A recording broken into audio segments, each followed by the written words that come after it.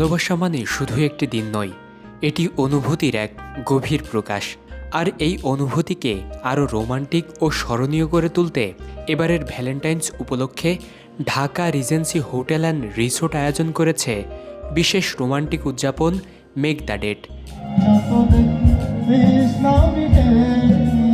শহরের কোলাহল থেকে দূরে আকাশের নিচে মোমবাতির নরম আলোয় প্রিয় মানুষকে নিয়ে সময় কাটানোর এক অনন্য সুযোগ নিয়ে এসেছে এই আয়োজন।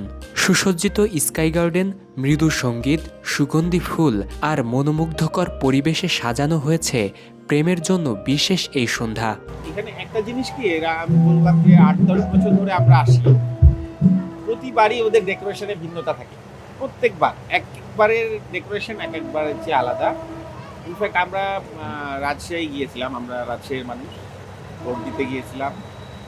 আজকে ৬টার সময় ফিরেছি, শুধু এখানে আসবো বলে, নাহলে হয়তো বাসা থেকেই ৬টায় বেরিয়ে রাতে এসে কালকে অফিস করতাম।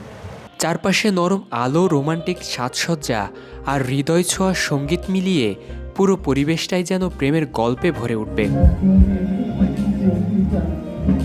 এই আয়োজনের প্রতিটা মুহূর্ত সাজানো হয়েছে স্মরণীয় করে তোলার জন্য। ভালোবাসা দিবসের বিশেষ সাজ, ফুলের তোড়া, ফটোবুথ এবং খোলা আকাশের নিচে ডিনারের সুযোগ, সব মিলিয়ে এটি হয়ে উঠবে এক অনন্য ভ্যালেন্টাইন্স অভিজ্ঞতা। ঢাকা রিজেন্সি আসলে সবসময় চেষ্টা করে যে প্রত্যেকটা ওকেশন একটু ডিফারেন্টভাবে সেলিব্রেট করার জন্য। এবং সবচেয়ে বড় কথা হচ্ছে কি, এইবার ভ্যালেন্টাইনটা যেমন আমরা প্রত্যেক বছর কী করি, 13ই ফেব্রুয়ারি হচ্ছে আমরা পহেলা ফাল্গুনটা সেলিব্রেট করি।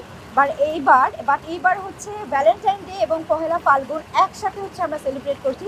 সো আমরা চেষ্টা করেছি একটু বড় করে করার জন্য, এবং আমরা সবসময় ফোকাস করি যে Dhaka regency rooftop garden restaurant grill on the sky লাইনে যে একটু ডিফারেন্টভাবে ডেকোরেশন করার জন্য। এবং যেহেতু আমাদের যারা গেস্ট আছে তারা আমাদের এই রুফটপ রেস্টুরেন্টটা পছন্দও করে, প্লাস হচ্ছে কি আমরা যে ফটোবুথগুলো করি তারা ছবিগুলি তুলে আসলে বাসায় সুন্দর একটা মেমোরি নিয়ে যায় পরের বছরে আবার সেম প্রোগ্রামগুলিতে, যাতে নতুন করে তাদের রিমাইন্ডার দেয় এই প্রোগ্রামগুলিতে অ্যাটেন্ড করার জন্য।